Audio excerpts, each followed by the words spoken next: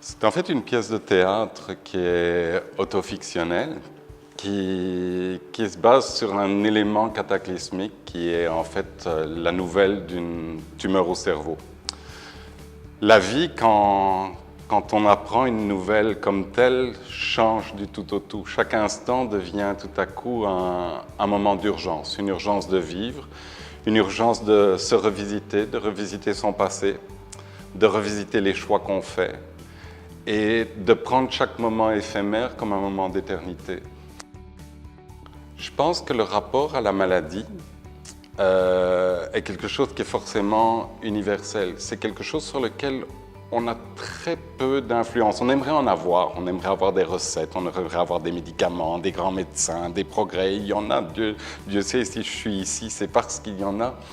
Mais ce qu'on constate avec la maladie, c'est que à travers ça, on peut avoir une influence sur le caractère humain, sur sa destinée, sur ses choix de vie, sur la façon dont on va avancer pour aujourd'hui, pour maintenant, à présent. Ce regard qu'on a dans les yeux, cette manière de se parler franchement et de se découvrir, c'est ça le geste de l'écriture, c'est ça le livre, c'est ça le théâtre, c'est ce que j'ai essayé d'écrire dans ma pièce. Quelque chose d'extrêmement sincère, mais aussi qui amène plus loin, qui amène à la poésie et donc à l'émotion qu'on peut tous ressentir et vivre.